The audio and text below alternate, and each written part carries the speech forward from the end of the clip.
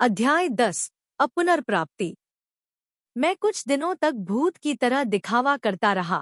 फिर मुझे चीनी अंतर्राष्ट्रीय छात्र संघ से एक नोटिस मिला जिसमें कहा गया था कि पेंग ड्यू ड्यू के माता पिता ने अपना वीजा प्राप्त कर लिया है और परिणामों से निपटने के लिए ओडेसा के लिए उड़ान भर रहे हैं। उनकी बेटी पेंग ड्यू ड्यू के अंतिम संस्कार के बाद अंतर्राष्ट्रीय छात्र संघ ने उसके लिए एक छोटी सी स्मारक सेवा आयोजित की।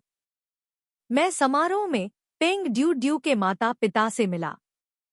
उसकी मां ने मुझे अपने हाई स्कूल के सहपाठी के रूप में पहचाना। उसने मेरा हाथ पकड़ लिया और रोते हुए मुझसे पूछती रही, वह अभी भी शांति से रह रही है, ऐसा क्यों है? भतीजी, तुम मेरी सबसे अच्छी दोस्त हो, क्या तुम जानती हो क्यों? उसने इस रास्ते को चुनने के बारे में स्पष्ट रूप से नहीं सोचा था। मुझे नहीं पता कि क्या कहना है, मैं केवल उसके साथ चुपचाप रो सकता हूँ।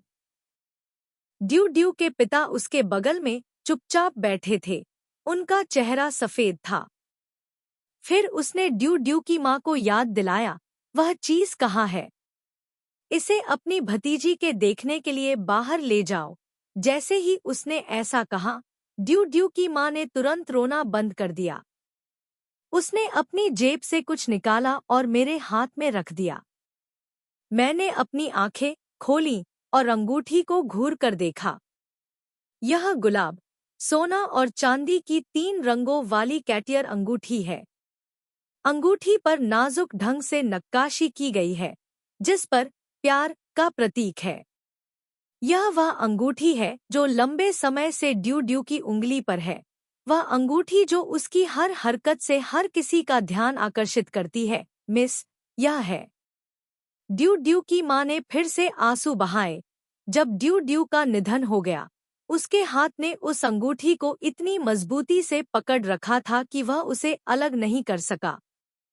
पोती, याद है, क्या तुमने यह अंगूठी पहले कभी देखी है? यह अंगूठी ड्यू ड्यू को किसने दी थी? मैंने अचानक अपना हाथ जकड़ लिया।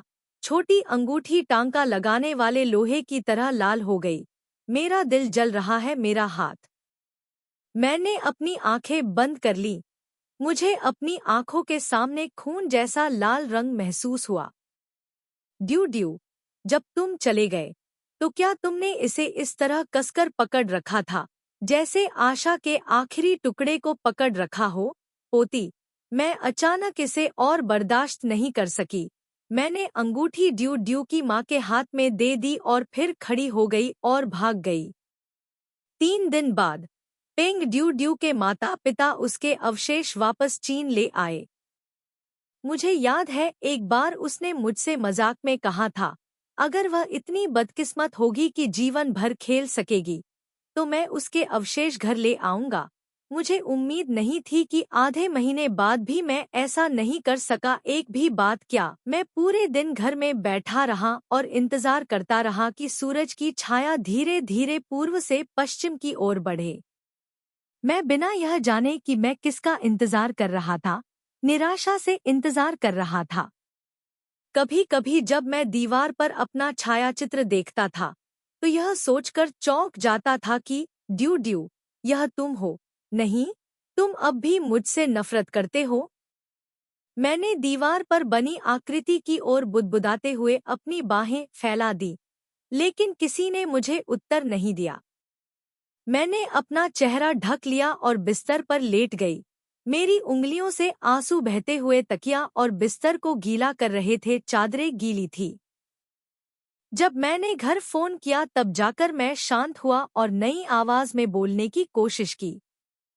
सौभाग्य से मेरी माँ की बीमारी में कोई बदलाव नहीं आया, जिससे मुझे अस्थायी तौर पर आश्वस्त किया गया कि मेरे पास मौजूद थोड़े से पैसे धीरे धीरे खत्म हो गए और मुझे अपना भरण पोषण करने के लिए नौकरी ढूंढने की जरूरत पड़ी।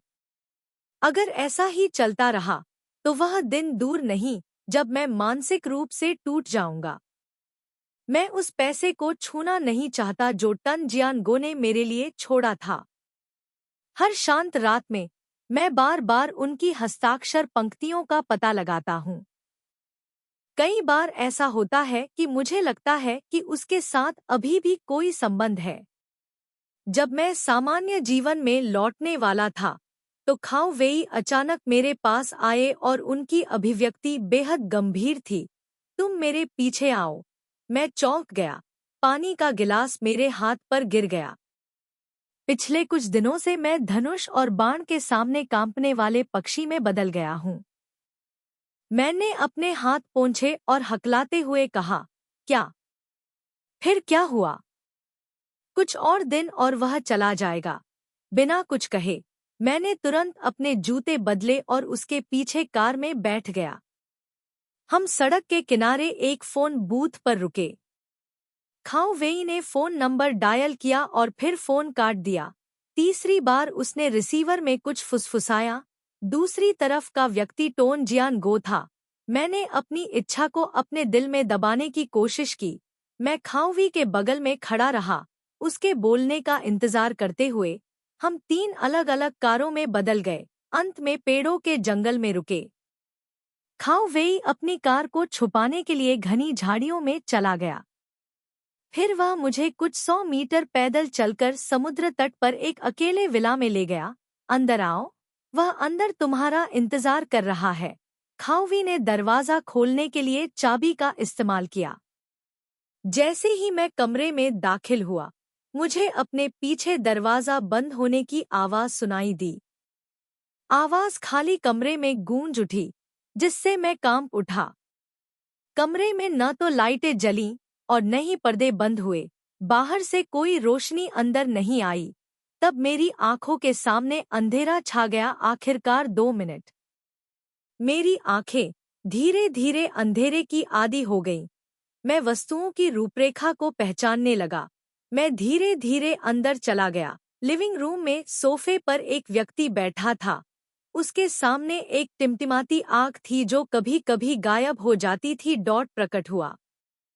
मैंने पुकारने की कोशिश की। जियान गो। क्लिक की आवाज आई और टेबल लैंप चालू हो गया। मैंने अनजाने में एक कदम पीछे हटते हुए सामने वाले व्यक्ति को ध्यान से देखा। यह टन जिया एनजीओ है। कुछ समय से उसके बाल ठीक नहीं हुए थे। उसका चेहरा फीका पड़ गया था। उसके गाल धंसे हुए थे। मैं उसे पहचान ही नहीं पा रहा था। जियान गो ने भी मुझसे नजरें नहीं हटाईं। उसकी अभिव्यक्ति संदिग्ध लग रही थी। उसकी उंगली में अभी भी सिगरेट थी और उसके बगल की एशट्रे सिगरेट के टुकड़ों से भरी हुई थी। मैंने उसे एकटक देखा, न जाने क्या करूं। जीवन के 22 वर्षों के अनुभव ने मुझे यह नहीं सिखाया कि इस स्थिति से कैसे निपटा जाए। थोड़ी देर बाद वह सबसे पहले बोला, तुम इतने पतले क्यों हो? हालांकि उसकी आवाज थोड़ी कर्कश थी, फिर भी मैं तुम्हारे शब्दों को पहचान सकता था। मैं एक कदम आगे बढ़ा, उसके घुटनों के सामने झुक गया और उसके चेहरे को सहलाने के लिए अपना हाथ उठाया। मेरी उंगलियों से वह परिचित एहसास सीधे मेरे दिल में उतर गया, जिससे अंततः मुझे पुष्टि हुई कि मैं सपना नहीं देख रहा था। वह वास्तव में मांस और रक्त में मेरे सामने था। मैंने टन जियान गो को देखने के लिए अपना सिर उठाया। मैं अतीत के परिचित निशान देखना चाहता था, लेकिन उसकी आंखें बेहद अजीब थीं, जैसे कि खुशी, उदासी की सभी भावनाएं और गुस्सा गायब हो गया था। उसकी खूबसूरत आंखें अब पहले की तरह सक्रिय नहीं थी। उसकी पलकों में आंसू भर आए, जिससे उसका चेहरा धुंधला हो गया। तुम मुझसे बहुत डरते हो, है ना? एक ऐसे अपराधी के साथ रह रहे हो जो अपहरण करता है और योजना बनाता है किसी को मारने के लिए। एक ही छत के नीचे तुम्हें बहुत डर लग रहा होगा। टन जिया एनजीओ ने मेरे आंसू पोंछने के लिए अपना हाथ उठाया और मेरी ओर देखकर मुस्कुराया। उसकी मुस्कुराहट से मुझे लगा कि पुराना टोन जिया एनजीओ वापस आ गया है। इसलिए जब भी मैंने उसके शरीर को छुआ, मुझे आश्वस्त महसूस हुआ। मैं लंबे समय तक उस पर निर्भर रहा, इसलिए यह मेरी आदत बन गई। उसके जबड़े का ठूंठ मेरे गाल में चुभ गया। उसका पूरा शरीर सिगरेट के धुएं से भर गया। मैंने उसकी कमर को कसकर पकड़ लिया और परिचित गंध को महसूस करने के लिए अपनी आंखें बंद कर ली। लेकिन तन जियानगो ठंडा लग रहा था। उसका शरीर कोई प्रतिक्रिया नहीं दे रहा था। आखिरकार मुझे अपना हाथ छोड़ना पड़ा। तन जियानगो ने मेरी नजरें बचा ली। वह उदासीनता से बोला, मुझे जाना होगा। हवाई जहाज का टिकट परसों का है। मुझे ऐसा लगा जैसे मेरे चेहरे पर जोरदार मुक्का मारा गया। मेरी आंखों और नाक पर चोट लगी। आंसू फिर से बह निकले।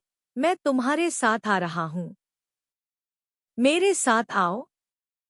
तुम मेरे साथ कहाँ जाना चाहते हो? क्या तुमने बहुत कुछ पढ़ा है? उपन्यास और आपका दिमाग खराब हो गया? असामान्य हो गए? उनके शब्द अब भी उतने ही क्रूर थे। तुम्हें यहाँ नहीं आना चाहिए था। खाओ वेई ने वास्तव में अपनी दयालुता को गलत जगह पर रखा है। मैंने बिना कुछ बोले अपना चेहरा उसके घुटनों के बीच दबा दिया। मुझे नहीं पता कि खाओ वेई क्या सोचते हैं, लेकिन मुझे आपसे मिलने के लिए यहाँ आने का कोई अफसोस नहीं है। इस बार वह चला गया। मुझे नहीं पता कि मैं उसे दोबारा कब देख पाऊंगा। भविष्य अस्पष्ट है और मुझे कोई रास्ता नहीं दिख रहा है। इसलिए मैंने हर मिनट या उस मिनट उसके साथ रहने की कसम खाई है। उसके होंठ थोड़े हिले। हालांकि वह बहुत धीरे से बोला, फिर भी मैंने शब्द स्पष्ट रूप से सुने, मूर्ख लड़की। फिर उसने आह भरी और फिर से चुप हो गया। बाहर उसे नहीं पता था कि अभी भी उजाला है या अंधेरा, और कमरे में दिन और रात का पता लगाना मुश्किल था। 36 घंटे बाद वह यूक्रेन छोड़ देगा, अस्थायी रूप से किसी तीसरे देश में भाग जाएगा। शायद वह फिर कभी इस जगह पर नहीं लौटेगा। मैं उसकी बाहों में लिपट गई, उसके ठूंठ को महसूस करने के लिए अपना हाथ उठाया और अनिच्छा से मुस्कुराया। क्या तुम्हारे पास रेजर है? मुझे तुम्हारे लिए दाढ़ी बनाने दो। तुम बहुत भद्दे दिखते हो। अलविदा कहने का समय लगभग आ गया था। भले ही मेरा दिल बहुत दर्द में था, फिर भी मैंने शांत अभिव्यक्ति बनाए रखने की कोशिश की। मैंने सबसे क्लासिक रेजर खोजने से पहले पूरे बाथरूम में खोजबीन की। मैं इसे वापस शयन कक्ष में ले गया। तन जियानगो की गर्दन पर चाकू लाया और धमकी दी, आज्ञाकारी बनो, हिलना मत, अन्यथा मैं तुम्हारा गला काट दूंगा। ऐसा लग रहा था जैसे उसे चाकू से धमकाया गया हो। उसने बचने के लिए अपना सिर घुमाया। ट्रियू माई, तुम कब बदमाश बन गए? मैंने उसका सिर पकड़ लिया। मैंने तुमसे कहा था कि हिलना मत, लेकिन तुम बार बार उसे हिलाते रहे। भाई देखो, अब मेरे चेहरे पर हर जगह शेविंग फोम है। जब मैं बच्चा था तो मैं अक्सर अपने पिता की दाढ़ी काटने के लिए रेजर का इस्तेमाल करता था और कई बार गलती से उनके चेहरे पर कुछ खरोंचें पड़ जाती थी। लेकिन आज मैंने अपनी क्षमताओं का सामान्य से अधिक उपयोग किया। शुरू से अंत तक कोई गलती नहीं हुई। उसका परिचित सुंदर चेहरा धीरे धीरे सामने आया। मैंने शेविंग क्रीम को पोंछने के लिए एक तौलिए का इस्तेमाल किया और फिर उसका चेहरा उठाकर ध्यान से देखा। मुझे ये आंखें और होंठ याद रहेंगे। मेरी घूरती आंखों के नीचे तन जियानगो ने अपनी पलकें कसकर बंद कर ली। उसकी सांसें बिना किसी आवाज के तेज हो गईं। मुझे उम्मीद है कि समय इस क्षण रुक सकता है, लेकिन कमरे के कोने में घड़ी की टिक टिक की आवाज जारी रही और अंत में मैं खुद को रोक नहीं सका, इसलिए फूट फूट कर रोने लगा। आपने मुझे अलविदा कहने के लिए आने के लिए कहा था, है ना? यह खत्म होने तक प्रतीक्षा करें। होगा तुम वापस आओगे। मैंने तुम्हें ढूंढने के लिए वापस आ गया। टन जियानगो ने पलटकर मुझे गले लगा लिया। वह एक पल के लिए चुप रहा और फिर कहा, माई माई, अगर तुम कर सको तो मुझे भूल जाओ। यूक्रेन छोड़ दो और काम शुरू करो। रिश्ता, नया जीवन। यदि यह आपसे संबंधित है तो मेरे पास यह नहीं होगा। मैं नहीं। मैंने और भी जोर से चिल्लाया, जिद्दी मत बनो। मैं सिर्फ तुम्हारे लिए सर्वश्रेष्ठ चाहता हूँ। नहीं। टन जियानगो ने आह भरी। उसने धीरे से मेरे बालों को सहलाया। Due due. क्या तुमने सुना कि उस लड़की के साथ क्या हुआ? मैं तुम्हें दुख नहीं पहुंचाना चाहता। मेरे लिए इस कारण को स्वीकार करना कठिन था, इसलिए मैंने गुस्से में कहा, वह है, मैं हूँ। हम दोनों बिल्कुल अलग हैं। तन जियानगो ने उसकी आंखों में बहुत उदासी भरी झलक दिखाई। उसकी शक्ल देखकर और बान ड्यू ड्यू के अंत के बारे में सोचते हुए मेरे दिल में उदासी छा गई। तुम उसे पसंद करते थे, है ना? तुम सच में उस लड़की को पसंद करते थे। तन जियानगो ने अपना हाथ अपने माथे पर रखा। उसकी आंखें दूर हो गईं। ड्यू ड्यू सुंदर और जीवंत है। उसके साथ मिलकर वह किसी भी आदमी के घमंड को संतुष्ट कर सकता है। हमने साथ में अच्छा समय बिताया। मैं अचानक सीधा बैठ गया। आगे क्या होगा? ड्यू ड्यू आपसे इतनी नफरत क्यों करता है? उसके बाद मुझे लगा कि हमारे व्यक्तित्व मेल नहीं खाते थे। उस लड़की का व्यक्तित्व मजबूत था और वह जिद्दी थी, और मैंने कभी उसकी बात नहीं मानी। हम हर दिन झगड़ते थे। वह बात जो उसने सबसे ज्यादा कही थी समय था, कोई भी आदमी वास्तव में उससे प्यार नहीं करता, बल्कि केवल उसके शरीर से प्यार करता है। उन्होंने कहा, अगर आप ऐसा सोचते हैं तो आप दोनों के एक साथ रहने का क्या मतलब है? खैर, हमारा अलग अलग रास्ता अपनाना बेहतर है। इसलिए उसने उसे क्रोधित किया, जानबूझकर किसी और को खाने या बाहर घूमने के लिए कहा ताकि वह देख सके। उसने कहा, ठीक है, 10 करने के लिए मुझे दोष मत दो। वह भी बाहर चला गया। तलाश में मजा। हमारा रिश्ता बद से बदतर होता जा रहा है, लेकिन मैंने कभी सपने में भी नहीं सोचा था कि इसका अंत इस तरह होगा। तन जियानगो ने अपना सिर झुका लिया और आगे बढ़ने से इनकार कर दिया।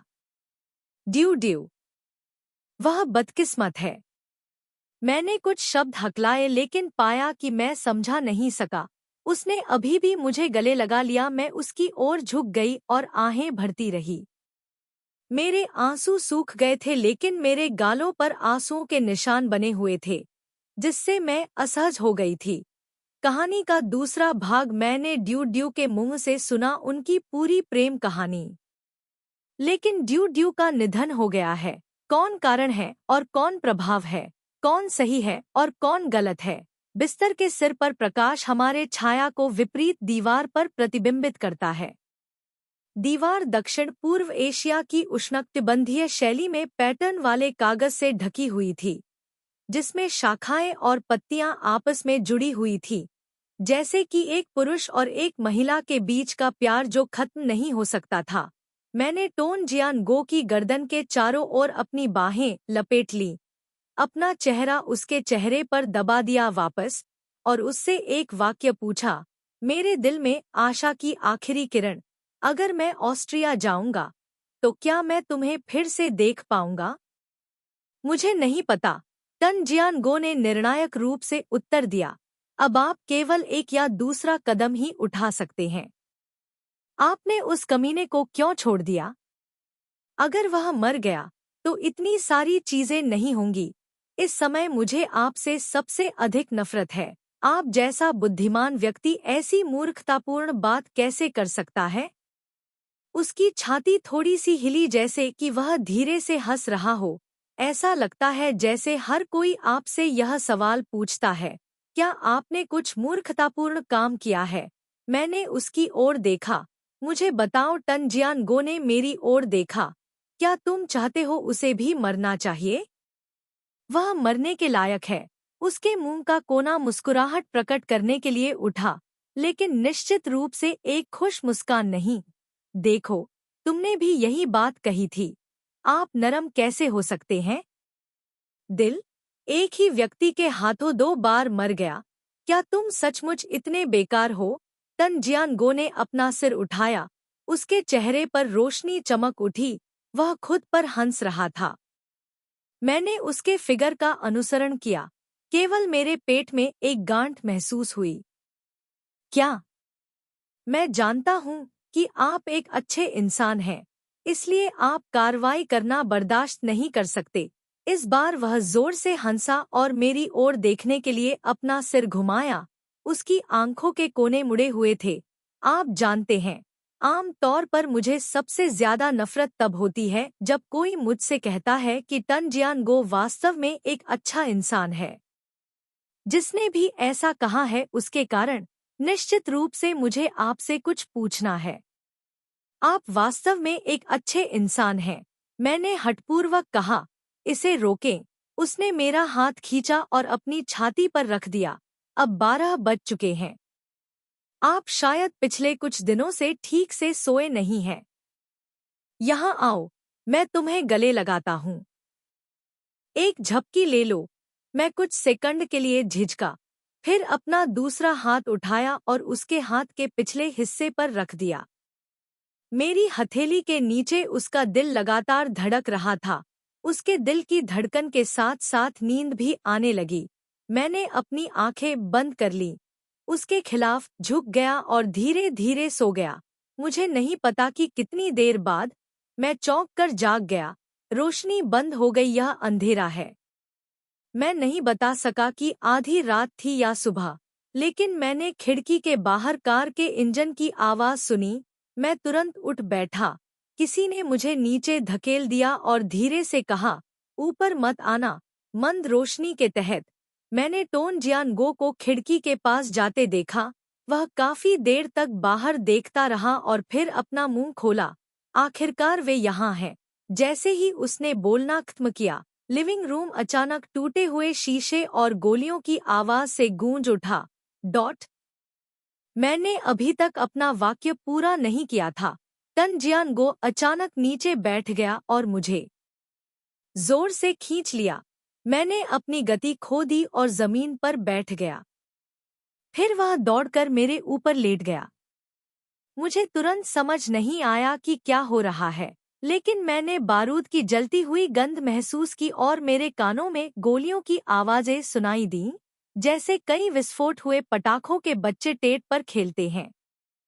शयन कक्ष में ड्रेसिंग टेबल पर लगे शीशे पर चोट लगी। कांच के टुकड़े हर जगह उड़ गए। जियानगो, मैंने बैठने के लिए संघर्ष किया। उसने मुझे कसकर गले लगाया। तुम अब और जीना नहीं चाहते? वे क्या करने की योजना बना रहे हैं? मैं बेहद डर गया था। टन जियानगो ने मेरा मुंह कसकर बंद कर दिया और फुसफुसाया, बोलो मत। उसकी आवाज बेहद शांत थी। मेरा दिमाग दौड़ रहा था। मैंने उसकी बात सुनी और अपना मुंह बंद रखा।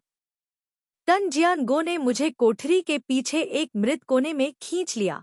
उसने मेरे कान में फुसफुसाया, यह ठीक है, वे बस खोजबीन कर रहे थे। यहाँ आने की हिम्मत नहीं हुई। निश्चित ही बगल के कमरे में गोलियों की आवाज और टूटे हुए शीशे की आवाज थी। तब माहौल बिल्कुल शांत था। मुझे समझाने की जरूरत नहीं थी। मैंने पहले ही अनुमान लगा लिया था कि बाहर वाला व्यक्ति निश्चित रूप से पुलिस वाला नहीं था। बाहर इंजन पूरी तरह बंद हो गया। चारों ओर इतना शांति थी कि दूर से टकराती हुई लहरों की आवाज के अलावा कोई और आवाज नहीं थी। मैंने अपने शरीर को दीवार से कसकर चिपका लिया। मेरा पूरा शरीर कांप रहा था। मेरे कानों को केवल मेरे दिल की धड़कन और तेज सांसों की आवाज सुनाई दे रही थी। उसका हाथ पकड़ना चाहता था, लेकिन गलती से दरवाजे से छनकर आ रही चांदनी की वजह से उसने ठंडी धातु को छू लिया। टन जियानगो ने मैगजीन में कुछ गोलियां डालीं और बंदूक की बैरल पर लगे सेफ्टी पिन को सफलतापूर्वक हटा दिया। स्पष्ट रूप से नहीं पता, जाहिर है यह किसी ऐसे व्यक्ति की हरकत नहीं है जिसने अभी अभी बंदूक का इस्तेमाल किया हो। केवल वही व्यक्ति ऐसा कर सकता है जिसने इसे इतनी आसानी से इस्तेमाल किया हो। उसने अपना सिर झुकाया, यहाँ तक कि अंधेरे में भी मैं उसकी आंखों को स्पष्ट रूप से देख सकता था। ठंडी और जानलेवा इरादे से भरी हुई मेरी हथेलियां और आंखें गर्म थी और मुझे अपने दिल में स्पष्ट दर्द महसूस हुआ। मुझे उसकी दाहिनी तर्जनी पर घिसे हुए घाव याद हैं। वह दृश्य याद है जब हम पहली बार मिले थे। मैंने अपना हाथ पीछे खींच लिया था और उसे अपनी आंखों के पास ले आया था। अपनी आंखें पूरी तरह से खोलने की कोशिश कर रहा था, लेकिन फिर भी कुछ भी नहीं पहचान सका। हालांकि मेरी नाक से कहीं खून की मछली जैसी गंध आ रही थी। मैं अचानक सपने से जाग गया, उसका हाथ कसकर पकड़ लिया और पूछने के लिए अपना मुंह खोला, क्या तुम्हें गोली मार दी गई है? तन जियानगो ने जवाब नहीं दिया, वह कांप गया उसका शरीर। उसने मेरा हाथ पकड़ लिया और चिल्लाया, मुझे टूटे हुए कांच के टुकड़े से चोट लगी है, हिलना मत। ठीक है, मैंने आह भरी। बाहर कदमों और बातचीत की आवाज आ रही थी, जिसमें धातु के टकराने की ठंडी आवाज भी शामिल थी। किसी ने खिड़की के बाहर सुरक्षात्मक रेलिंग को हल्के से थपथपाया। आवाज छोटी थी लेकिन फिर भी डरावनी थी। घातक माहौल ने मेरे पूरे शरीर को ढक लिया। मैंने टोन जियानगो की गर्दन को गले लगा लिया। बाहर वाला व्यक्ति कौन है? यहाँ तक कि अंदर भी अंधेरा। मैं तुम्हारे मुंह के कोने को सिकुड़ता हुआ महसूस कर सकता हूँ। उसने पूछा, तुम्हें क्या लगता है यह कौन है? वे क्या चाहते हैं? यहाँ आओ और हमारी जान ले लो। उन्होंने हर शब्द धीरे धीरे कहा। उनका लहजा व्यंग्यात्मक था और साथ ही बेहद ठंडा। मेरी रीढ़ ठंडी हो गई। मैंने घबराकर अपने शरीर को छुआ। मेरा सेल फोन कहाँ है? आइए पुलिस को बुलाएं। आप पुलिस को रिपोर्ट क्यों नहीं करते? पुलिस को रिपोर्ट करो। उसने मेरा हाथ पकड़ लिया और मजाक में हंसा। बेबी, क्या तुम मेरी स्थिति भूल गए हो? मुझे पुलिस को फोन करने के लिए मत कहो, बस फोन चालू करो। पुलिस अभी यहाँ आएगी। मैं तुरंत पत्थर बन गया। सारा खून मेरे मस्तिष्क की ओर दौड़ने लगा। मेरे मन में धीरे धीरे एक विचार आया। मैंने पूछा, यह आप ही थे जिन्होंने उन लोगों को यहाँ तक पहुँचाया? ठीक है। तन जियानगो ने सीधे निशाना साधने के लिए बंदूक उठाई। उन्होंने धीरे से कहा, इसका आपसे कोई लेना देना नहीं है। वे जीत गए, आपको ढूंढने का कोई भी मौका न चुके। देर सवेर वे आपको ढूंढ लेंगे। यह अच्छा है, आप अंततः एक बार कर्ज चुका सकते हैं। मैंने अपना सिर झुका लिया। ऐसा लग रहा था कि मेरी बोलने की क्षमता खत्म हो रही है। एक क्षण बाद तन जियानगो ने फिर से अपना मुंह खोला। मैं हमेशा चाहता था कि आप इन परेशानियों से बच जाएं, लेकिन मुझे उम्मीद नहीं थी कि आप अभी भी इसमें फंस जाएंगे। अंत, मैंने एक अपराध किया है। खाओ वेई को तुम्हें यहाँ लाने से न रोकना अवश्य ही एक गंभीर भूल रही होगी। मैंने उसकी ओर देखा। मंद रोशनी में उसकी आंखों में कुछ चमक रहा था।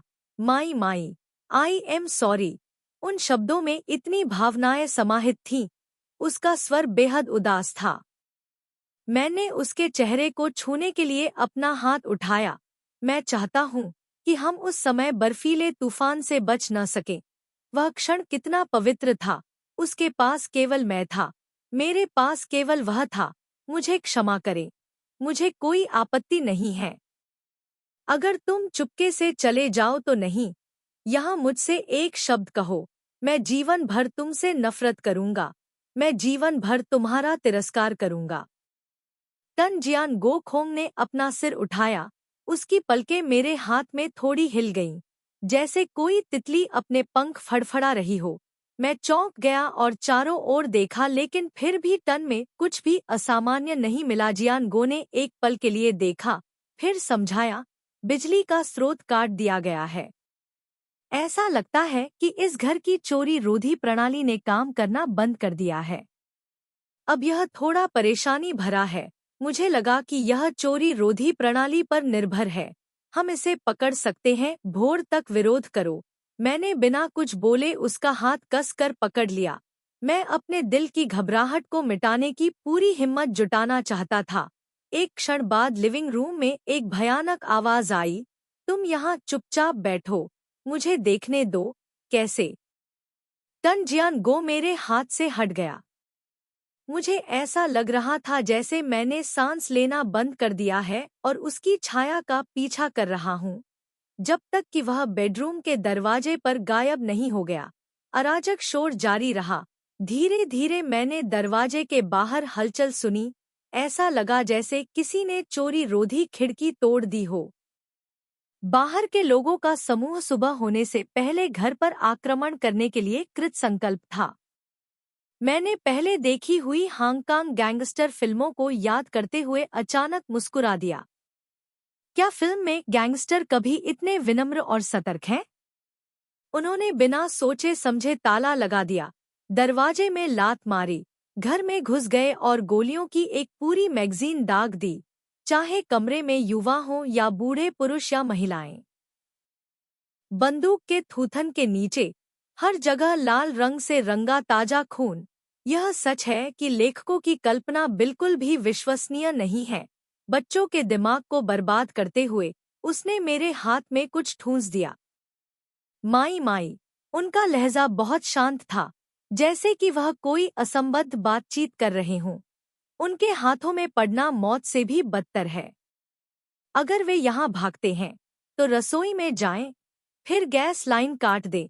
उसने मेरे हाथ में जो दिया वह एक चांदी का लाइटर था, जो एकमात्र उपहार था जो मैंने उसे उसके जन्मदिन पर दिया था।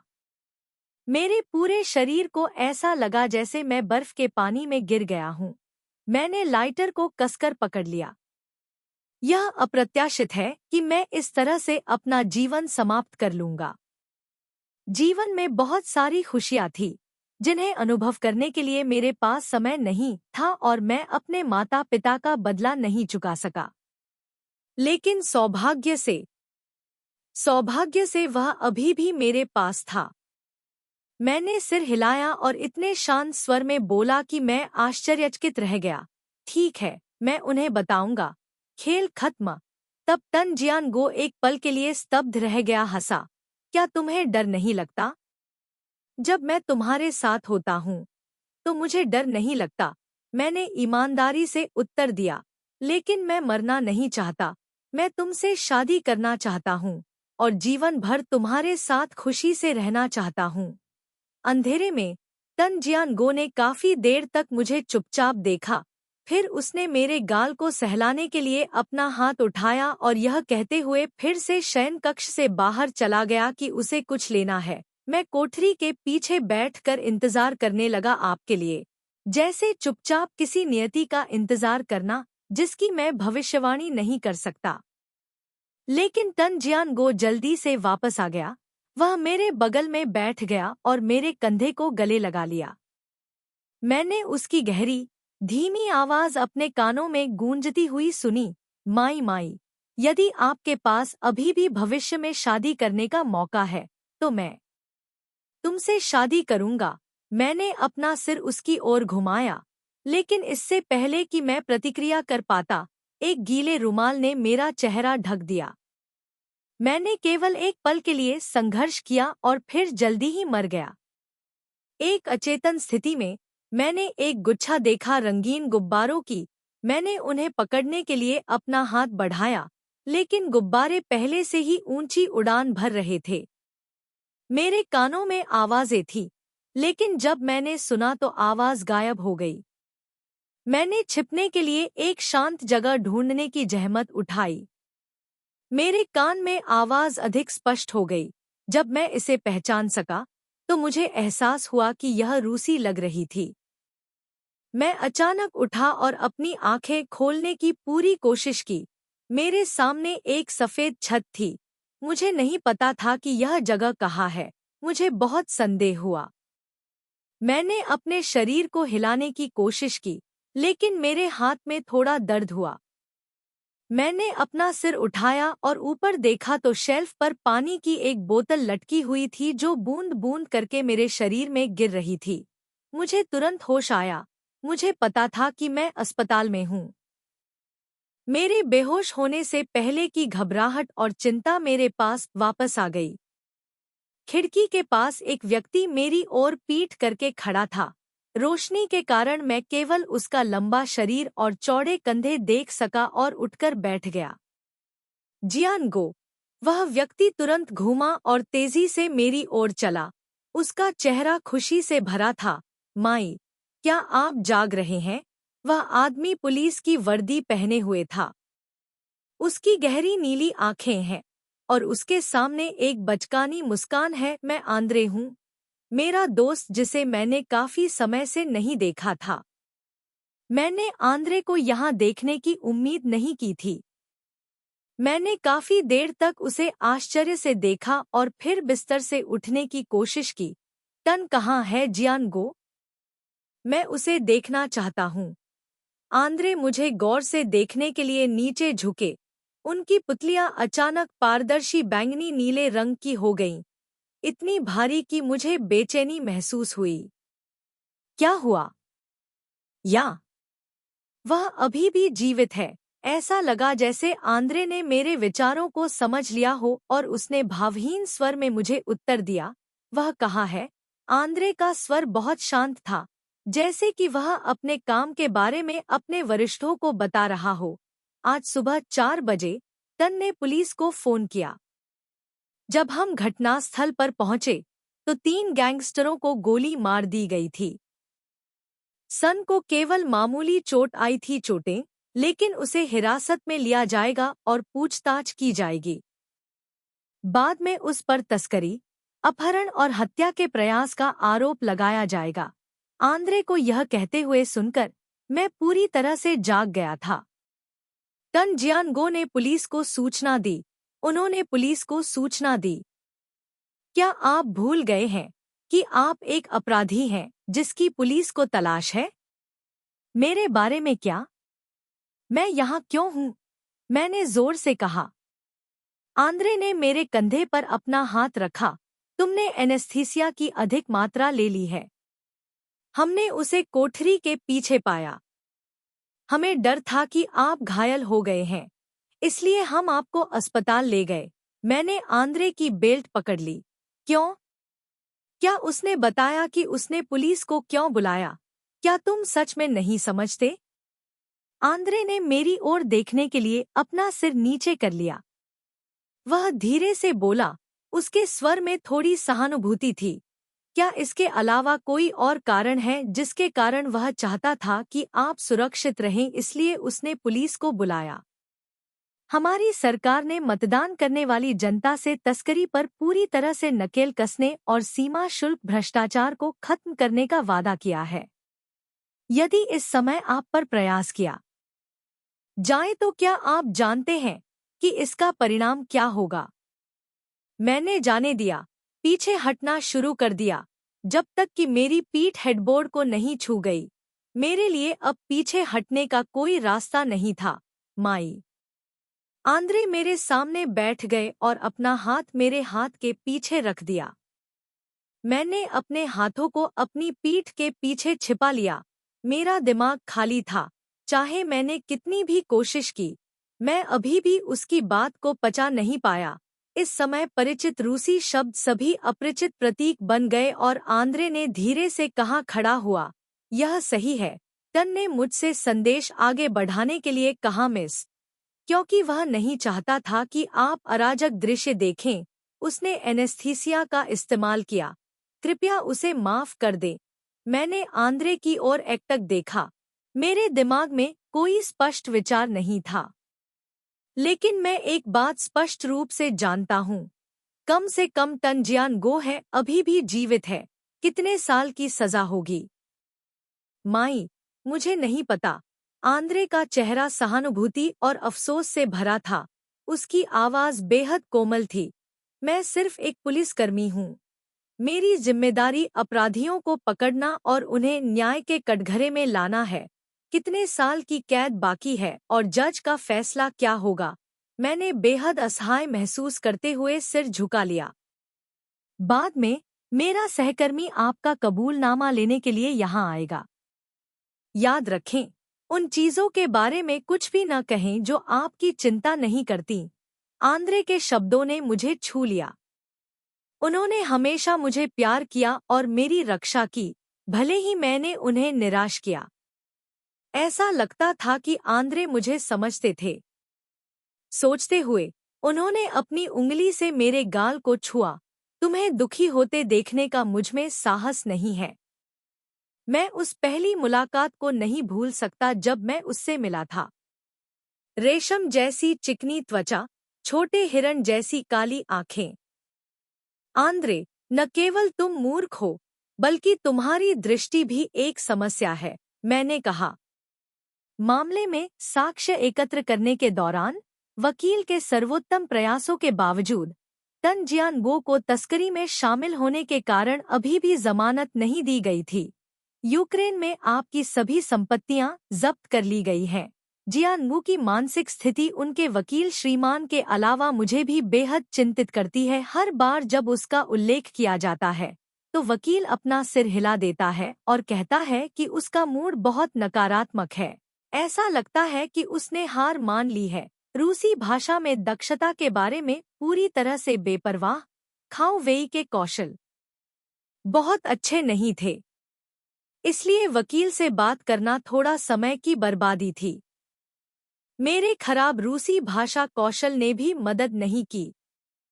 हम मूल रूप से लाओ कियान पर भरोसा करते थे, लेकिन तन जियानगू की गिरफ्तारी के बाद उसे केवल 2 बार पेश किया गया काफी अच्छा है। तनावग्रस्त और असहज, शायद फंसाए जाने का डर था। हालांकि तन जियानगो बहुत चुप था, उसने किसी को भी नहीं बताया। लगभग 10 दिनों के बाद जब कोई हलचल नहीं हुई तो ओल्ड टीएन को राहत मिली। उसने काम में व्यस्त होने का बहाना बनाया और गायब हो गया। खाओवी ने गुस्से में मेज को थपथपाया और लाओ टिएन को डांटा, कमीने, वह इसका हकदार है, कुत्ते की तरह पाला जाए। तुरंत गुस्सा आ गया, लेकिन हमें अभी भी तन जियानगो के मामले का ध्यान रखना है। अंत में हमें ओडेसा नेशनल यूनिवर्सिटी में एक चीनी अंतर्राष्ट्रीय छात्र को अनुवादक के रूप में नियुक्त करना पड़ा। बाहर भारी बारिश हो रही थी और बारिश का पानी हवा से कांच की खिड़की में चला गया और धीरे धीरे नीचे बह गया। कांच की खिड़की पर एक छोटी मधुमक्खी थी जो बारिश होने से पहले घोंसले में वापस नहीं जा सकती थी। बारिश के कारण मधुमक्खी के पंख गीले थे, इसलिए वह उड़ नहीं पा रही थी। वकील टोन जियानगो के अनुसार मैंने अपना सिर कांच के दरवाजे पर झुकाया और छोटी मधुमक्खी को संघर्ष करते हुए देखा। मुझे यकीन था कि निश्चित रूप से मुकदमा चलाया जाएगा। इस मामले में वास्तव में 2 विषय हैं। पहला है तस्करी। इस मुद्दे पर कहने के लिए और कुछ नहीं है। गवाहों के पास पर्याप्त सबूत है। फैसले को पलटने की संभावना लगभग 0 है। दूसरा अपहरण और हत्या का प्रयास है। तन जियानगो में अभी भी भागने की क्षमता है। खाओवी ने सिर हिलाया। हमने वकील के निर्देशों का पालन किया। 2 पुलिसकर्मी घटनास्थल पर मौजूद थे और हमने किसी से इसे संभालने के लिए कहा। सभी स्पष्ट रूप से जानते हैं कि क्या कहना है और क्या नहीं कहना है। हम यूक्रेनी गैंगस्टरों ने भी घोषणा की है कि वे इस बार सामने नहीं आएंगे। यह अच्छा है, वकील ने कहा। कोई तीसरा गवाह नहीं है। सबूत और घटनास्थल बहुत पहले नष्ट हो चुके हैं। अब केवल वादी की गवाही बची है। फैसले की संभावना बहुत कम हो गई है। बहुत अच्छा है। खाओ वेई को अभी भी एक और चिंता थी। उन्होंने भौहें चढ़ा लीं और कहा, यह कहा, लेकिन एक बार जब हम इस चाल के बारे में सोचते हैं तो प्रतिद्वंद्वी मूर्ख नहीं हैं। वे शायद कार्रवाई करेंगे। कौन जानता है, शायद वे अभी भी हमसे अधिक पैसा खर्च करेंगे। महत्वपूर्ण बात यह है कि जियानगो अभी भी वहां है। हम फूलदान टूटने के डर से चूहे को फेंक देते हैं, सिर्फ इसलिए क्योंकि दूसरा पक्ष उसे छू लेगा तो कोई रास्ता नहीं है। वकील ने अपना हाथ लहराया। हमारे पास केवल रिश्वत देने का एक तरीका है। हमें पुलिस विभाग में सभी संबंधित लोगों को रिश्वत देनी है। जब रिश्वतखोरी की बात आती है तो यह यूक्रेनी मूल का वकील अस्पष्ट नहीं है, वह हमसे भी अधिक परिष्कृत है। खाओ वेई ने असहाय मुस्कान के साथ मेरी ओर देखा। ठीक है, आप जैसा कहेंगे हम वैसा ही करेंगे। मुझे अचानक कुछ याद आया। क्या चीनी दूतावास मदद कर सकता है? उसके पिता के पिछले रिश्ते के साथ शायद वे मदद मांग सकते हैं। आप वास्तव में अनुभवहीन हैं। खाओवी ने अपना सिर हिलाया। अगर वह चला गया तो चाय ठंडी हो जाएगी। और उसके पिता का 6 या 7 साल पहले निधन हो गया है। यह एक आपराधिक मामला है। कौन इसमें शामिल होना चाहता है? लाताई के बारे में क्या? इस पर चर्चा करने की कोई जरूरत नहीं है। आप नहीं जानते पिछली बार क्या हुआ था। जियानगो ने उसके साथ बातचीत नहीं की और अपनी मर्जी से काम किया, जिससे उसकी सारी विश्वसनीयता खत्म हो गई।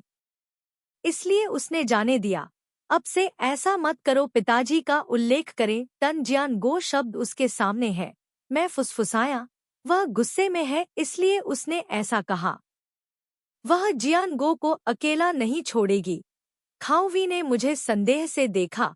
तुम्हें कैसे पता? क्योंकि मैं भी एक महिला हूँ। महिलाएं अक्सर पेंग ड्यू ड्यू की तरह प्यार में पागल होती हैं, जिसके कारण ऐसी बहुत सी चीजें होती हैं। चाहे अंत में वह प्यार करती हो या नफरत करती हो, लेकिन जिस व्यक्ति से वह छुटकारा नहीं पा सकती वह अभी भी वही है। खाओ वेई ने एक पल के लिए सोचा, अपना सिर हिलाया। भूल जाओ, बाद में चिंता करने की कोई बात नहीं है। मैं उस महिला से भीख नहीं मांगना चाहता, क्योंकि हम चीनी भाषा में बात कर रहे थे। वकील को समझ नहीं आया। उन्होंने दस्तावेज पैक किए और हमें याद दिलाया, आइए किसी और चीज के बारे में बात न करें। अभी सबसे महत्वपूर्ण बात तन का सहयोग है। यदि वह सहयोग करने से इनकार करता है मामला, फिर हम जो कुछ भी करते हैं वह बेकार है। तुम्हें परेशान कर रहा हूँ। खाओवी ने हाथ मिलाया और वकील को अलविदा कहा। कृपया उन्हें हमारी मदद करने की सलाह दें। कम से कम एक बार हमसे मिले। मुझे नहीं पता कि वकील ने टन जियानगो से क्या कहा। कुछ दिनों बाद वह अंततः हमसे मिलने के लिए सहमत हो गया और मैं बैठक कक्ष में बैठकर उसका इंतजार करने लगा। बहुत अधिक तनाव के कारण मेरे हाथ पैर ठंडे हो गए थे और मेरा गला सूख गया था। 20 मिनट बाद टन जियानगो को आखिरकार पुलिस वाले कमरे में ले गए। मैं अचानक खड़ा हो गया और विपरीत दिशा से उसे देखने लगा। साफ सुथरे कपड़े पहने, उसके बाल छोटे कटे हुए थे।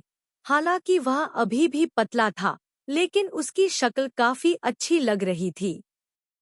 बात बस इतनी है कि पिछली बार जब मैंने उसे देखा था, उसकी तुलना में उसकी आंखें और भी गहरी, ठंडी और बेजान थी। खाओवी ने उसे एक सिगरेट दी और मामले की प्रगति के बारे में बताया। टन जियानगो ने ध्यान से नहीं सुना। उसकी आंखें वस्तुओं के माध्यम से देखती थीं, न जाने किस दिशा में भटकती थी। मेरे दिल में कुछ हलचल मच गई, जिससे मुझे इतना दर्द हुआ कि सांस लेना मुश्किल हो गया। मैं जानता हूं कि आपने सचमुच हार मान ली है। उस दिन उन्होंने 4:20 पर पुलिस को फोन किया। किसी को नहीं पता था कि दुश्मन के हमले का सामना करते हुए वह 1 घंटे से अधिक समय तक क्या सोच रहा था। खाओवी ने बार बार चेतावनी दी, जियानगो, तुम्हें वहां बहुत सावधान रहना होगा, चाहे कुछ भी हो जाए। हम वहां जाने की व्यवस्था नहीं कर सकते। अंत में टन जियानगो ने भी खाओवी की ओर देखने के लिए अपनी आंखें उठाईं। खाओवी करीब झुके और अपनी आवाज धीमी की, कोई चाहता है कि आप चुप रहें। इस बिंदु पर टन जियानगो की अभिव्यक्ति थोड़ी बदल गई। उसने अपने होंठ मोड़े और व्यंग्यात्मक ढंग से मुस्कुराया, ठीक है, तुम दोनों घर जाओ। वह खड़ा हुआ और पहला वाक्य कहने के लिए अपना मुंह खोला, भविष्य में दोबारा यहाँ मत आना। मैं आगे झुका, मेज पर उसका हाथ पकड़ लिया। जियानगो, तुम्हें सावधान रहना चाहिए। उसने मेरी ओर देखा। उसकी आंखें बेहद ठंडी और उदासीन थी। फिर वह ठंडी, नीरस आवाज में बोला, आपको यूक्रेन छोड़ देना चाहिए। आप बीजिंग वापस जा सकते हैं। यह जगह आपके लिए उपयुक्त नहीं है। पुलिस उसे ले गई। मैंने उसका हाथ कसकर पकड़ लिया और जाने नहीं दिया। जाने दो, वह चिल्लाया। मेरी आंखों में आंसू आ गए। मैंने उसकी ओर देखा, न तो बोल रहा था और न ही जाने दे रहा था। टन जियानगो ने अपना हाथ सीधा उठाया और उसने अपनी ताकत का इस्तेमाल करके उसे मेरी पसीने से भरी हथेली से खींच लिया। मैं केवल अपनी आंखें खोल सका और उसका हाथ धीरे धीरे मेरी नजरों से छूट गया। उसकी पतली पीठ अंततः मेरी नजरों से ओझल हो गई। शुरू से अंत तक उसने एक बार भी नजरबंदी केंद्र में मेरी ओर मुड़कर नहीं देखा। मैंने खुद को असफल नहीं होने देने की कोशिश की। दरवाजे से बाहर जाकर मैं संघर्ष करना जारी नहीं रख सका। मेरे पैर कमजोर थे। मुझे काफी देर तक दीवार पर टिके रहना पड़ा। उस रात मैं पब में नशे में था। फिर खाओ वेई पर विश्वास किया। क्या तुमने सुना? उसने मुझे भगा दिया। मैं और कहाँ जा सकता था? इतनी सारी चीजों से गुजरने के बाद वह अभी भी जानबूझकर ऐसा व्यवहार क्यों करता है? उसका भाग्य क्या है? मेरे जीने का क्या मतलब है? मैंने मेज पर पटक दिया। कितना कमीना है! तुम उसे कैसे जान सकते हो? तुम ऐसे किसी व्यक्ति से कैसे प्यार कर सकते हो? खाओ वेई ने पहले तो सोचा कि यह अजीब है। फिर उसने भौहें चढ़ा ली और आह भरी। वह एक पल के लिए चुप हो गया और फिर मुझसे पूछा, आप उसे कितना समझते हैं? मैं उसके सवाल का जवाब न देते हुए मेज पर लेट गया। जिसने भी मुझसे यह सवाल पूछा, मैं उलझन में था। लेकिन इससे क्या फर्क पड़ता है कि मैं ज्यादा या कम समझता हूँ? चाहे मैं समय में कितनी भी पीछे जाऊं, मैं अपनी पसंद नहीं बदलूंगा।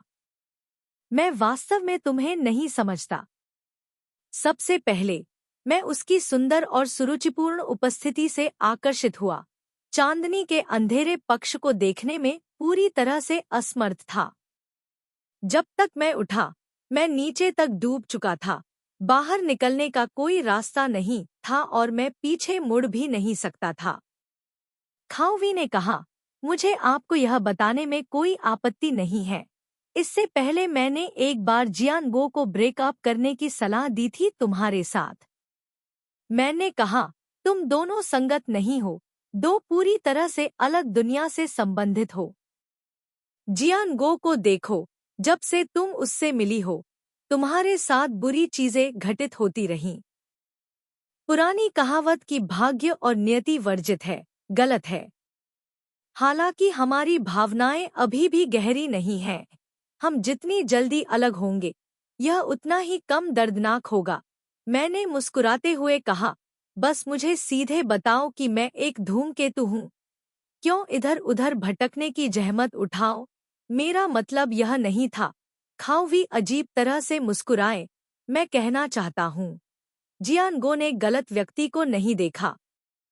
उन्होंने कहा, एक साफ सुथरी, पवित्र लड़की जो पूरे दिल से आपके प्रति समर्पित है।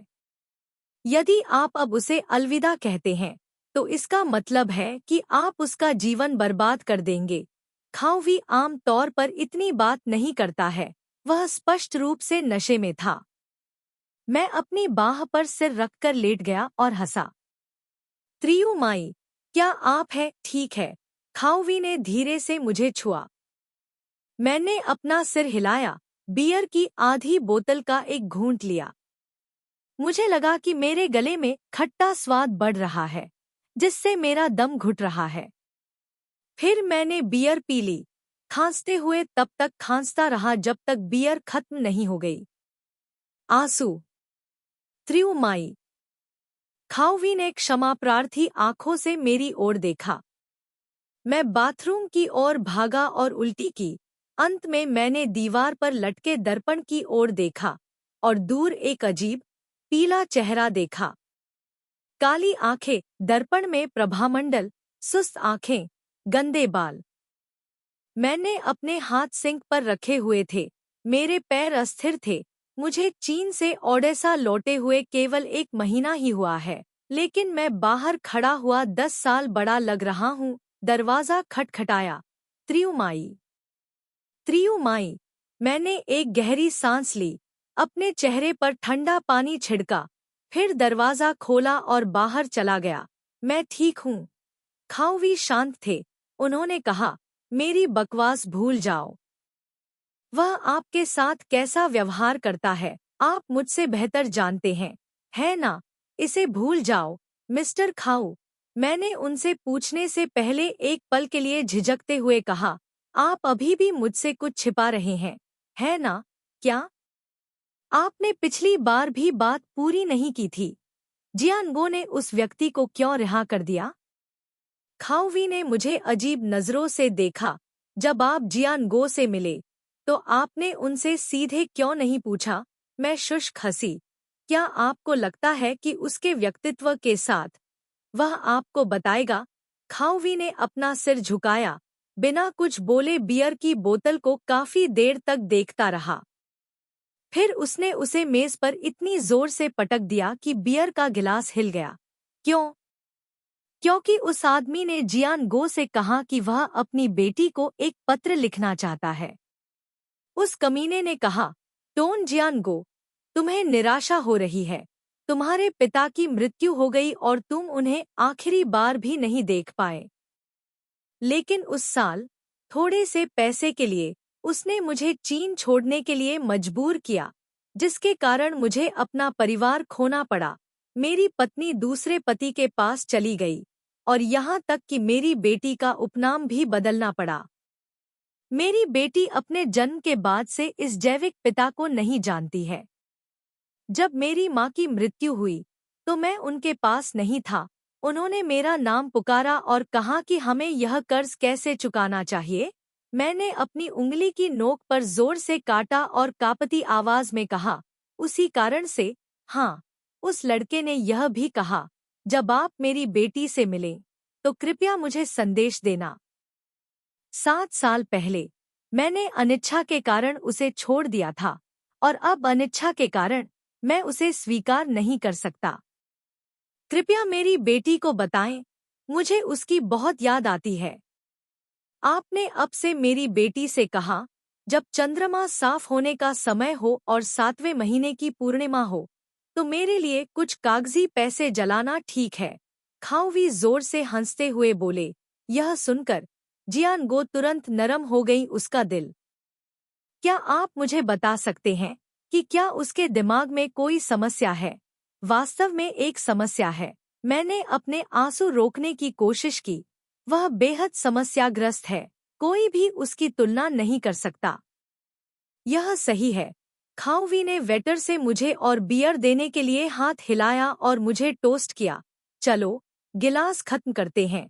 अगर हम नशे में होंगे तो हम अपने सारे दुख भूल जाएंगे। थोड़ी देर बाद ओल्ड टीएन आया और वह जल्दी से अपना मुंह खोला। आप दोनों टीयू टन से मिले और उससे पूछा, उसका व्यवसाय कैसा चल रहा है? आप अभी भी पिछले संबंधों का लाभ उठा सकते हैं। खाओवी का मूड अच्छा नहीं था, इसलिए उन्होंने बहुत कठोरता से कहा, बूढ़े टीएन, तुम इतने अधीर क्यों हो? चिंता मत करो, जब वह मरेगा तो यह सब तुम्हें अवश्य दे देगा। कृपया थोड़ी देर प्रतीक्षा करने का प्रयास करें, यह जल्दी हो जाएगा। बूढ़े टीएन ने अपना मुंह बंद रखा और एक शब्द भी नहीं कहा। उसके आसपास के लोग नशे में धुत होने लगे। बार के माहौल से मुझे घृणा होने लगी। मैं तुरंत खड़ा हो गया और वहां से चला गया। कुछ दिनों बाद मुझे 7 किलोमीटर बाजार में एक विक्रेता के रूप में नौकरी मिल गई। दुकान का मालिक वेंझो से था। उसने काफी विनम्रता से बात की लेकिन दूसरों को बताया कि वहां कोई ग्राहक नहीं है। काम सुबह 10 बजे से शाम 6 बजे तक चलता है। कोई रविवार या छुट्टी नहीं। हर दिन मुझे 8 घंटे दुकान में रहना पड़ता है। यहाँ तक कि बाथरूम जाने के लिए भी मुझे जल्दी भागना पड़ता है।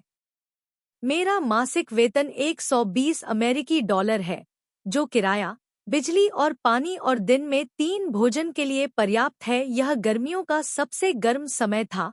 कंटेनर पूरी तरह से भरा हुआ था और दोपहर में इससे सोना की तरह गर्म हवा निकलती थी, जिससे मेरे लिए न केवल दुकान की देखभाल करना मुश्किल हो जाता था, 3 से 5 साल दूर हर दिन अपने बॉस के निर्देशों के अनुसार इन्वेंट्री में अक्सर दुकान पर नहीं रहता, इसलिए मुझे बार बार बक्से अकेले ही ले जाने पड़ते हैं। मेरी उंगलियों की नोकें, जिनकी मैं देखभाल करती थी, खुरदरी हो गईं और अक्सर खरोंचें आ गईं, और मेरे नाखून बिना कोई ध्यान दिए क्षैतिज और लंबवत रूप से चिपकाने के लिए मेडिकल टेप का इस्तेमाल करने लगे। मेरे दिल की पीड़ा की तुलना में इन घावों का क्या मूल्य है। दोपहर के भोजन के लिए मैंने बाजार से ही एक डिब्बा बंद दोपहर का भोजन खरीदा और अस्थायी रूप से इसे अपने पेट में भर लिया। मैं चावल बेचने वाले पति पत्नी को भी जानता हूँ। पत्नी सिचुआन चाची है, जो मदद के लिए हमारे घर आती थी। पहली बार जब उसने मुझे देखा तो उसका मुंह ओ आकार में खुल गया। फिर वह बुदबुदाया, कैसे कर्म है, एक सुंदर लड़की, अपने माता पिता के हाथों में एक खजाना, उसे इस तरह से भुगतना पड़ रहा है।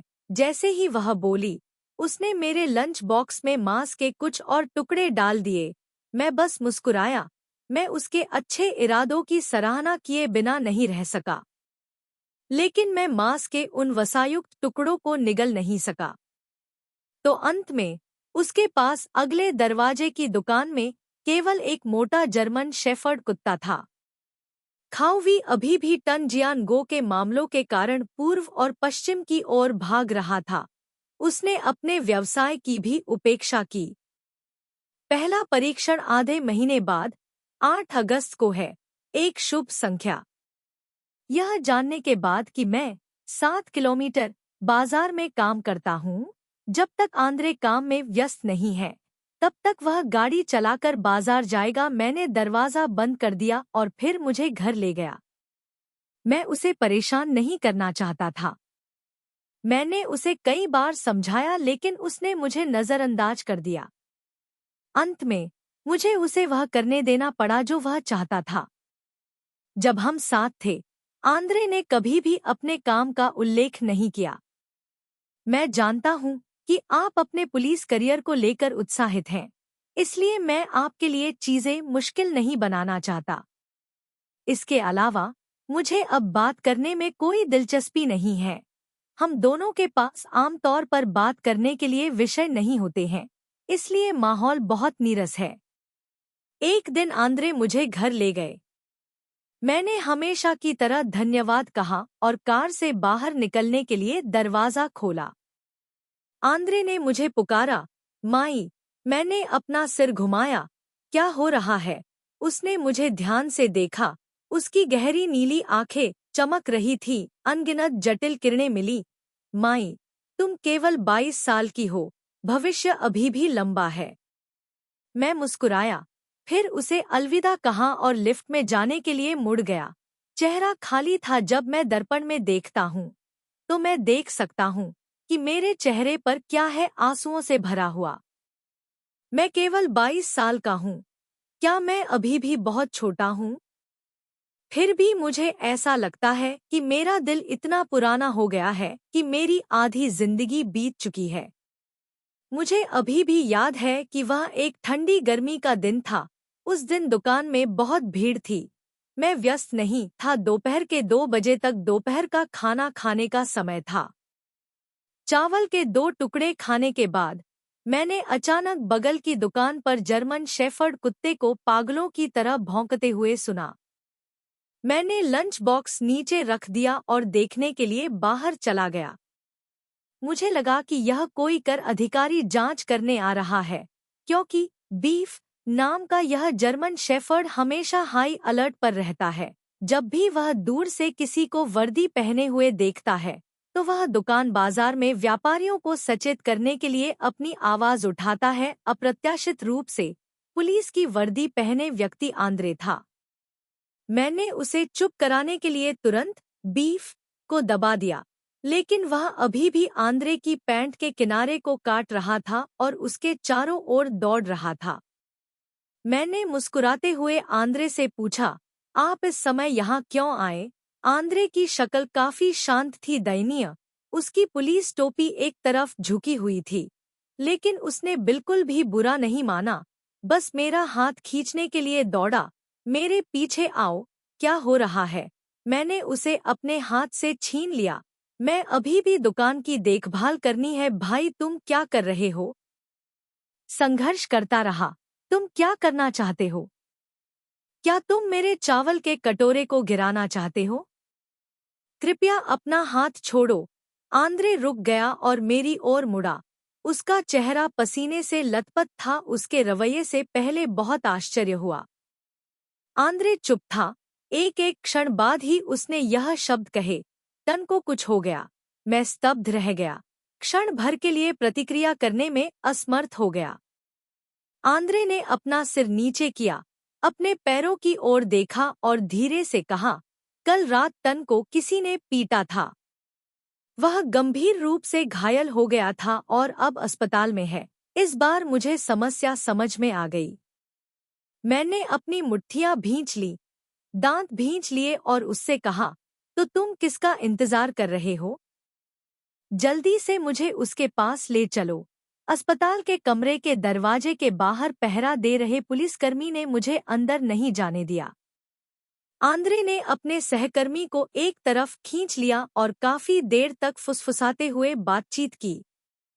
उस व्यक्ति ने मेरी ओर देखा और अनचाही आवाज में कहा, आपके पास केवल 2 मिनट है। आंद्रे ने तुरंत पुलिसकर्मी को धन्यवाद दिया। जैसे ही वह मुझे अंदर ले गया, उसने मुझे समझाया, तन अभी भी गंभीर स्थिति से बाहर है और किसी से भी मिलना असुविधाजनक है। मैं तुरंत अस्पताल के बिस्तर पर पहुंचा। मेरा दिमाग चकरा गया। मेरी आंखों के सामने अंधेरा था। तन जियानगो वहां पड़ा हुआ था। उसका सिर सफेद पट्टी की मोटी परत में लिपटा हुआ था, लेकिन लाल खून अभी भी बाहर नहीं निकल रहा था। देखो, उसका शरीर स्पष्ट रूप से दिखाई दे रहा था, क्योंकि उसका शरीर एक बड़े कंबल से ढका हुआ था। कंबल से विभिन्न ट्यूब और तार निकले हुए थे। सभी रंगों के तरल पदार्थ पारदर्शी ट्यूब के माध्यम से उसके शरीर में प्रवेश कर रहे थे। उसके बाएं हाथ में ऊपर रैक पर हथकड़ी लगी हुई थी। उसके सिर का उसे बहुत गंभीर रूप से घायल। आंद्रे का चेहरा बहुत उदास था। उसकी आवाज उदासी को छिपा नहीं रही थी। उस समय उसी कमरे में एक और संदिग्ध था जो पागल हो गया था। यदि ड्यूटी पर मौजूद पुलिस समय पर नहीं पहुंची होती, तो टन को पीट पीट कर मार डाला गया होता। पहले से मेरे दिमाग को ऐसा महसूस हुआ मानो पीली मधुमक्खियों के झुंड ने कब्जा कर लिया हो, जो लगातार भिनभिना रही हो। मेरी दृष्टि में उसके चेहरे के अलावा और कुछ नहीं दिखाई दिया। जियानगो। मैं बिस्तर के पास घुटनों के बल बैठ गया और धीरे से उसका नाम पुकारा। मुझे पता था कि उसने मेरी बात सुनी है, इसलिए मैं और करीब आया। आप इस पर काबू पा सकते हैं, चाहे आप कितनी भी कठिनाइयों को पार कर लें। हेडबोर्ड पर बंद उसका हाथ थोड़ा हिल गया। मैंने तुरंत उसके हाथ को कसकर पकड़ने के लिए अपना हाथ उठाया। समय समाप्त हो गया है, चलो। मैंने न सुनने का नाटक किया। जियानगो के पास झुकते हुए कहा, जियानगो, मैं तुम्हें बाहर ले जाऊंगा, चाहे कुछ भी कीमत चुकानी पड़े। उसका शरीर थोड़ा कांप गया। उसकी उंगलियां सख्त हो गईं। उसने अपनी आंखें खोलीं और स्पष्ट शब्द के साथ अपने होंठ हिलाए, नहीं। मैंने आंसुओं को न गिरने देने की कोशिश करते हुए अपना सिर हिलाया, नहीं, मैं इस बार आपकी बात नहीं सुनना चाहता। उसकी आंखें मेरे चेहरे पर रुक गईं, टीवी स्क्रीन की तरह जो बंद हो गई और धीरे धीरे काली हो गई। उसकी आंखों का ध्यान गायब हो गया। उसका सिर एक तरफ हो गया। अलार्म बजने से बहरापन हो गया। नर्स रेडियो पर चिल्लाई, डॉक्टर, डॉक्टर। मैं लगभग पागल हो गया था। आंद्रे ने मुझे अस्पताल के कमरे से बाहर खींच लिया। मैं उसके हाथ से बच नहीं सका, इसलिए मैंने उसकी जांघ पर लात मारने की कोशिश की। वह पहले से ही ऐसा है, फिर भी तुम उसे हथकड़ी क्यों लगाते हो? क्या तुम्हारे पास कोई विवेक है? आंद्रे ने दर्द सहा और मुझे कसकर पकड़ने की कोशिश की। माई, कृपया शांत हो जाइए। मैंने अपनी आंखें चौड़ी की और टोन जियानगो को ऑपरेटिंग रूम में धकेलते हुए देखा। कमरे का दरवाजा गलती से मेरी आंखों के ठीक सामने बंद हो गया। समय मानो रुक गया हो। मैं ऑपरेशन रूम के बाहर बेंच पर हैरान होकर बैठ गया। आंद्रे मेरे बगल में बैठ गया। उसने अपना हाथ मेरे कंधे पर रखा और मुझे थपथपाता रहा। मैं उसे देखकर मुस्कुराना चाहता था, लेकिन मेरे मुंह के कोने सख्त थे। चारों ओर अराजकता थी। मेरे कानों ने केवल धातु के टकराने की आवाजें सुनी, डॉक्टरों और नर्सों के बात करने की आवाजें, मशीनों की भनभनाहट। वे आवाजें निकट और दूर दोनों थी। मैं उनका अर्थ नहीं समझ सका। न जाने कितनी देर बाद ऑपरेटिंग रूम ने अचानक किसी मशीन की आवाज सुनी, जिसके बाद एक आदमी चिल्ला रहा था, 1 2 3। तभी धक धक धक धक की आवाज आई। हर आवाज एक के बाद एक आ रही थी, जैसे हथौड़े की मार मेरे दिल पर पड़ रही हो। हे भगवान! आंद्रे के हाथ में था कागज का कप जमीन पर गिर गया और लुढ़क गया। कॉफी कप की सामग्री सूखे खून की तरह फर्श पर बिखर गई। वह क्या है? मैंने पूछा। बिजली का झटका। वे उसे करंट लगा रहे हैं।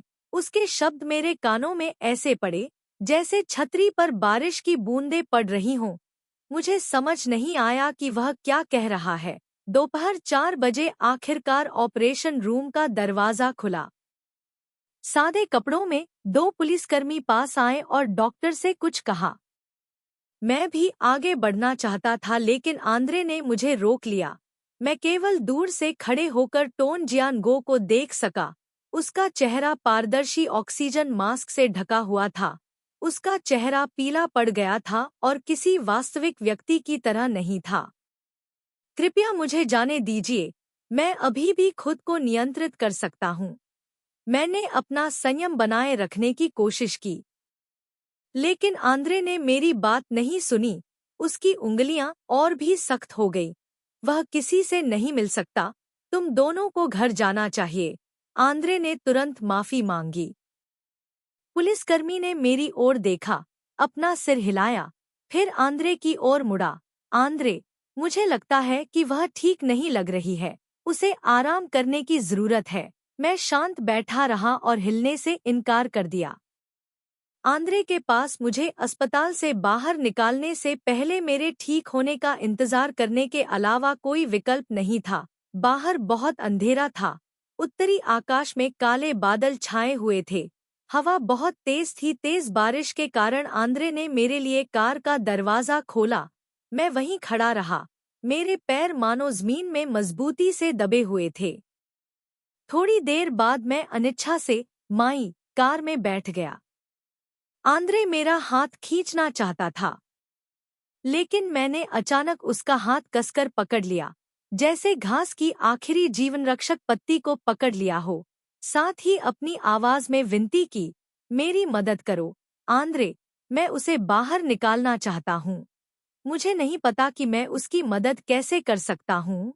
उसने धीरे से मेरा हाथ हटा दिया। मुझे क्षमा करें, मैं एक पुलिसकर्मी हूँ। न्याय और लोकतंत्र के बारे में बताओ। आपका लोकतंत्र और न्याय कहाँ है?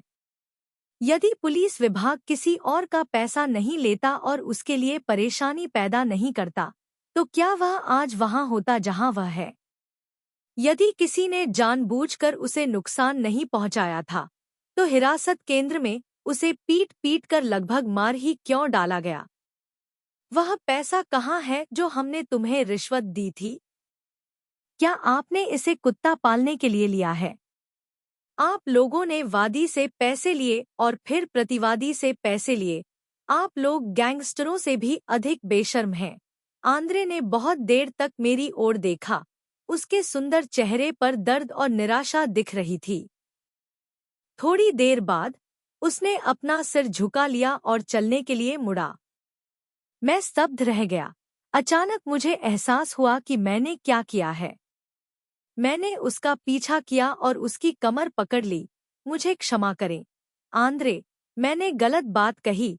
उन दिनों के दौरान, इस कठिन समय के दौरान, इससे उबरने में मेरी मदद करने वाला वह एकमात्र व्यक्ति था, गुजर गया। आंद्रे निश्चल खड़ा रहा। फिर उसने अपना मुंह खोला। आप सही कह रहे हैं, यह वास्तव में एक गंदा काम है। उसने कार में बैठकर इंजन चालू किया और चला गया।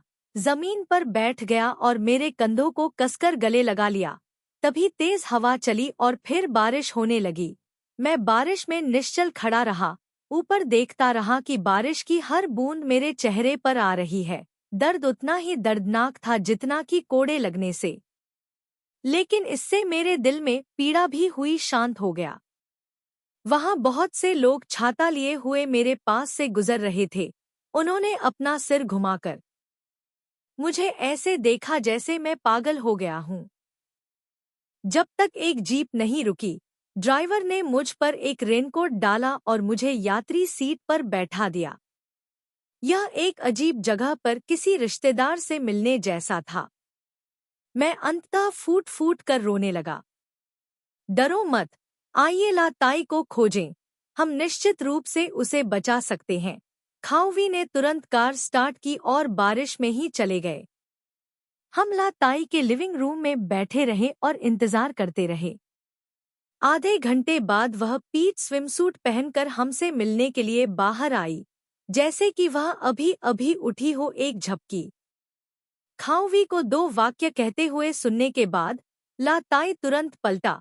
मैंने तुमसे पहले ही कहा था, मैं उसके मामलों में फिर कभी हस्तक्षेप नहीं करूंगा। तुम दोनों अभी भी यहाँ क्यों हो? खाओवी ने पीछे मुड़कर देखा। एक पक्ष ने बोलना जारी रखने से इनकार कर दिया और लाताई ने खड़े होकर अधीरता से आवाज उठाई, आप दोनों जाओ। मैंने तुरंत घुटने टेक दिए। बहन, मैं आपसे विनती करता हूँ, अब केवल आप ही उसे बचा सकती हैं।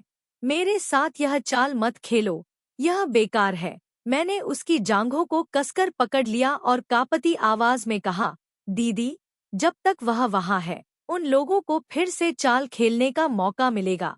मैं बुदबुदाया, उसे अब भी श्वासयंत्र का उपयोग करना होगा। लाताई ने खौवी की ओर देखने के लिए अपना सिर उठाया। वह किस बारे में बात कर रही है? खौवी उठ खड़ा हुआ। जियानगो कल रात आपातकालीन कक्ष में गया था? नहीं, यह एक विदेशी चोट है। खाओवी ने बहुत शांति से कहा, मैं सिर्फ पुलिस विभाग में पूछताछ करने गया था। उसके शरीर पर 7 गंभीर चोटें थीं। 4 हड्डियां टूटी हुई थी।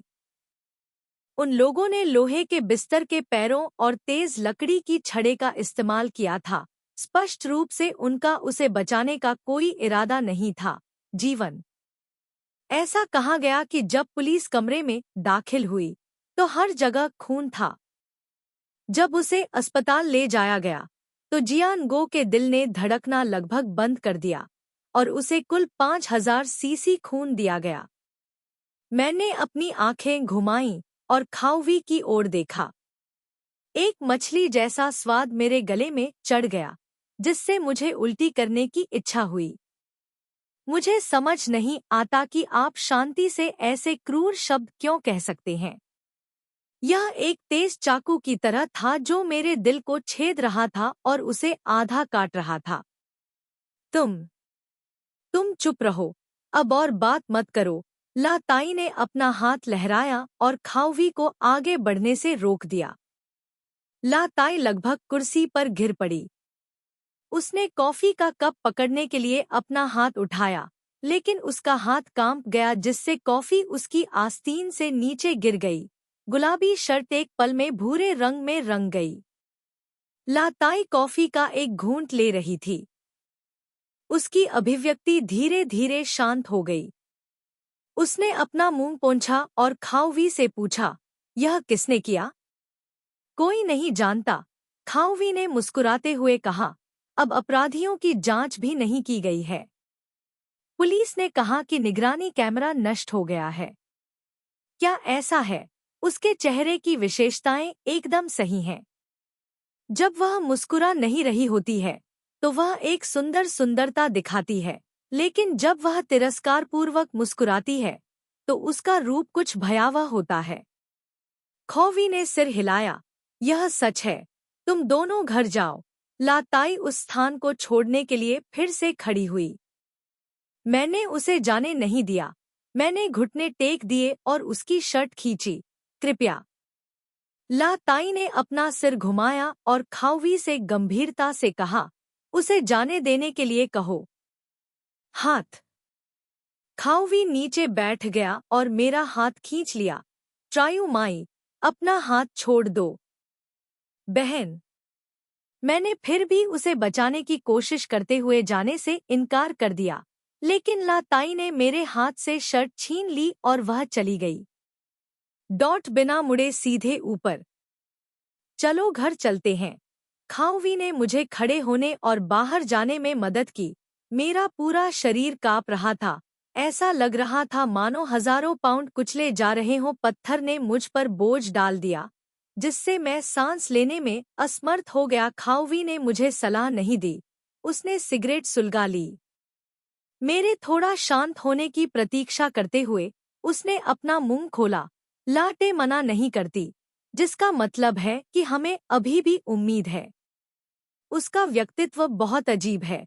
वह लोगों की परेशानियों से सबसे ज्यादा नफरत करती है। मैंने उसकी ओर देखा। क्या आप सच कह रहे हैं? खाओवी ने सिर हिलाया। यह सच है। मेरे दिल में आशा की किरण दिखाई दी। हालांकि आशा की किरण गर्मी की रात में जुगनू की रोशनी जितनी कमजोर थी।